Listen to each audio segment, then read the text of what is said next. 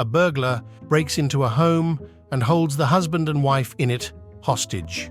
At gunpoint, he forces the two to sit on chairs facing the opposite way, back to each other, and ties them to the chairs. The burglar slowly and methodically begins stealing from the house. When the burglar has taken everything of value, he gets ready to leave, the homeowners still bound to their chairs, when suddenly the man yells at the burglar, "Please untie her.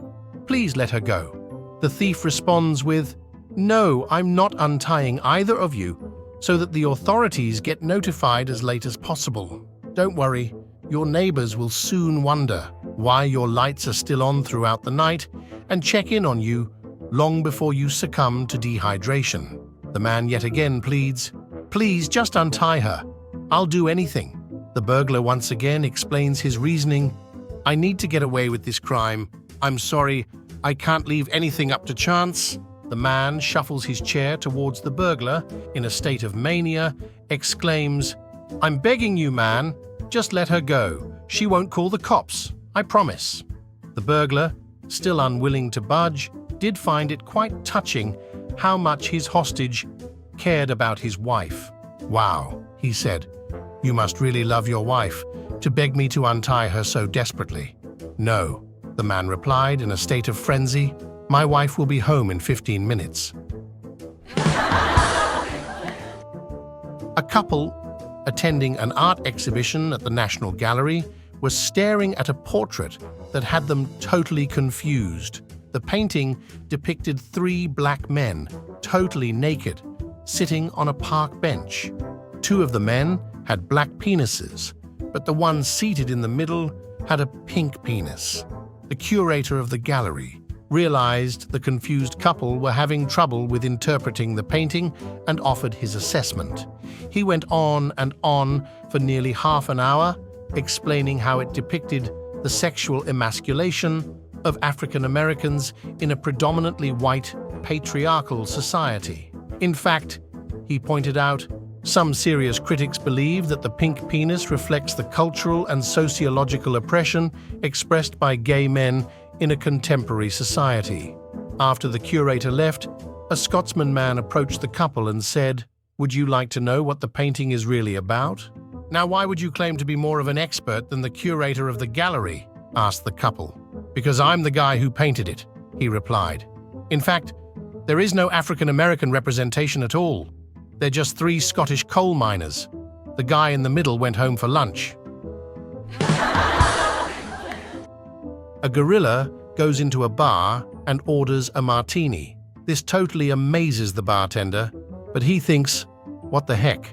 I guess I might as well make the drink." So he mixes the martini. He then walks back over to give it to the gorilla, and the animal is holding out a $20 bill. Well, now the bartender is just at a loss for words. He can't believe that a gorilla walked into his bar, ordered a martini, and then actually had a $20 bill to pay for it.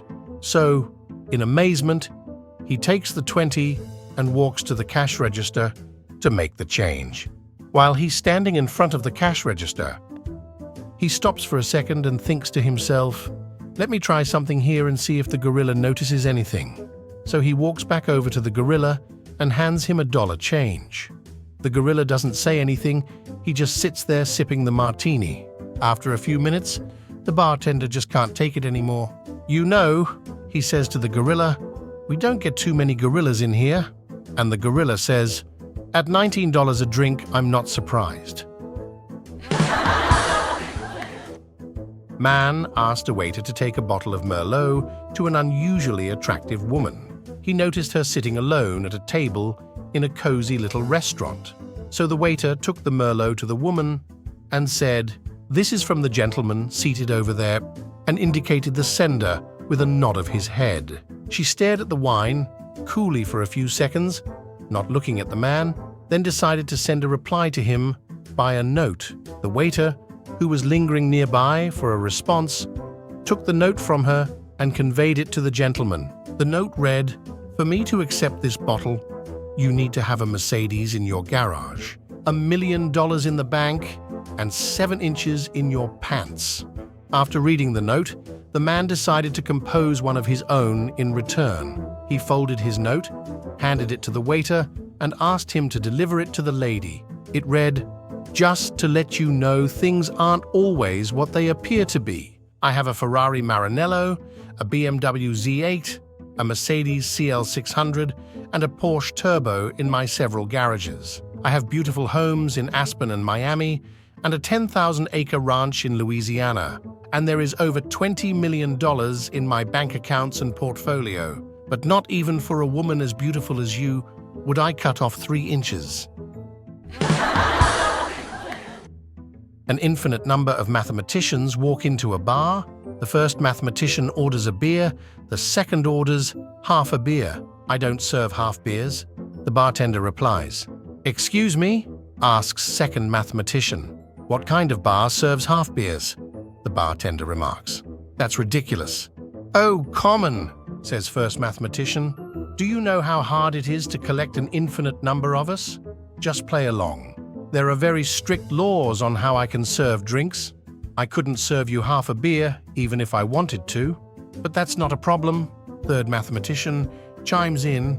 "At the end of the joke, you serve us a whole number of beers. You see, when you take the sum of a continuously halving function." "I know how limits work," interjects the bartender. "Oh, all right then. I didn't want to assume a bartender would be familiar with such advanced mathematics." "Are you kidding me?" the bartender replies. "You learn limits in like 9th grade? What kind of mathematician thinks limits are advanced mathematics?" "He's on to us," first mathematician screeches. Simultaneously, every mathematician opens their mouth and outpours a cloud of multicolored mosquitoes. Each mathematician is bellowing insects of a different shade. The mosquitoes form into a singular polychromatic swarm. "Fools!" it booms in unison. "I will infect every being on this pathetic planet with malaria." The bartender stands fearless against the Technicolor horde. "But wait," he interrupts, thinking fast. "If you do that, politicians will use the catastrophe excuse to implement free health care. Think of how much that will hurt the taxpayers." The mosquitoes fall silent for a brief moment. "My God, you're right. We didn't think about the economy. Very well, we will not attack this dimension. For the taxpayers." And with that, they vanish. A nearby barfly stumbles over to the bartender. "How did you know that that would work?" "It's simple, really," the bartender says. "I saw that the vectors formed a gradient and therefore must be conservative." My friends, if you want to watch other funny jokes, subscribe to the channel.